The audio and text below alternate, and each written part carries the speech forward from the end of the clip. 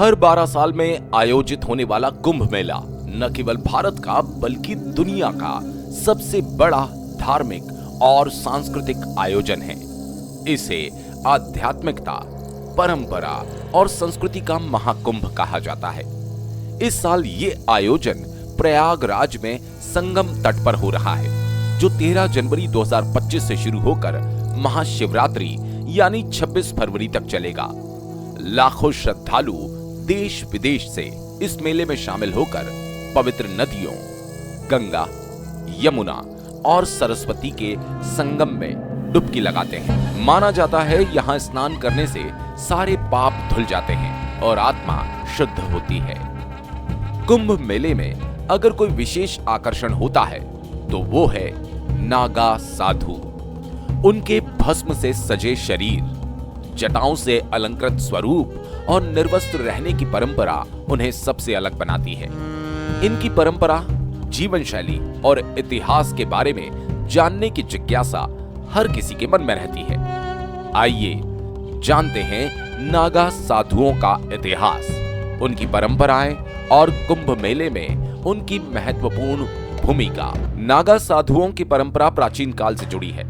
ये साधु समुदाय शैव परंपरा से संबंध रखता है, जो भगवान शिव को अपना आराध्य देव मानते हैं।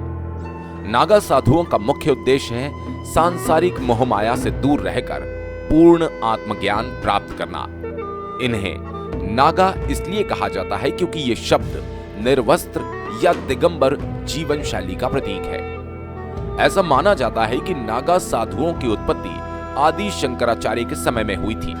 जब भारत में विदेशी आक्रमण हो रहे थे, तब आदि शंकराचार्य ने हिंदू धर्म की रक्षा के लिए नागा साधुओं को एक सशस्त्र सन्यासी सेना के रूप में संगठित किया। इनका मुख्य कार्य धर्म की रक्षा और समाज को आध्यात्मिक मार्ग पर चलने के लिए प्रेरित करना था।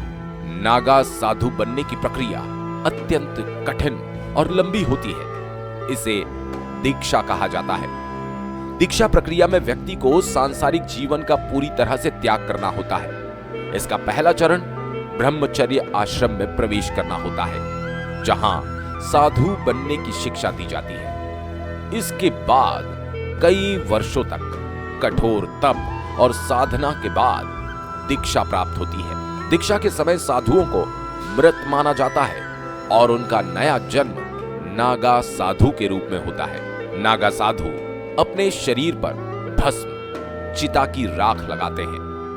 ये भस्म मृत्यु और सांसारिकता के प्रतीक को दर्शाता है। उनके लिए भस्म लगाना आध्यात्मिक शक्ति का प्रतीक है। नागा साधु निर्वस्त्र रहते हैं क्योंकि वे सांसारिक वस्त्रों का त्याग कर चुके होते हैं। उनका ये रूप दिगंबर परंपरा का पालन है, जिसका अर्थ है आकाश को वस्त्र मानना।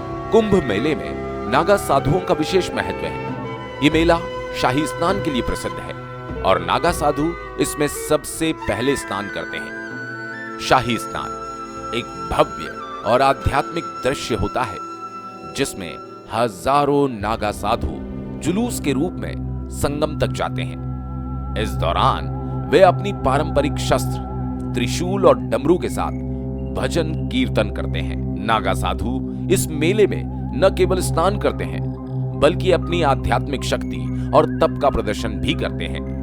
वे अपने अनुयायियों को आशीर्वाद देते हैं और धर्म का प्रचार करते हैं। कुंभ मेले में नागा साधुओं का आगमन एक पवित्र संकेत माना जाता है और श्रद्धालु इनसे आशीर्वाद लेने के लिए बड़ी संख्या में इकट्ठा होते हैं। नागा साधुओं की जीवन शैली अत्यंत कठिन और तपस्वी होती है। वे दिन रात साधना में लीन रहते हैं और साधारण भोजन पर निर्भर करते हैं। उनका जीवन पूरी तरह भगवान शिव की पूजा और आत्मा की शुद्धि के लिए समर्पित होता है। उनका निवास पर्वतों, जंगलों या गुफाओं में होता है, जहां वे ध्यान और साधना करते हैं। नागा साधु अपनी आत्मा को नियंत्रित करने के लिए कठोर योग और ध्यान का अभ्यास करते हैं। उनकी जीवन शैली एक संदेश देती है कि आध्यात्मिकता और त्याग के माध्यम से मानव जीवन के अंतिम लक्ष्य को प्राप्त किया जा सकता है। नागा साधु भारतीय संस्कृति और आध्यात्मिक परंपरा के अमूल्य प्रतीक। उनकी तपस्या, साधना और धर्म के प्रति समर्पण हमें जीवन के उच्चतम मूल्यों की ओर प्रेरित करता है। कुंभ मेले में उनका आगमन इस आयोजन को और भी विशेष और पवित्र बना देता है। इस बार जब आप कुंभ मेले में जाएं, तो नागा साधुओं के इस दिव्य रूप को करीब से देखें, उनके जीवन से कुछ प्रेरणा लें। कुंभ मेला न केवल एक धार्मिक आयोजन बल्कि आत्मा को शुद्ध करने का एक अनोखा अवसर भी है।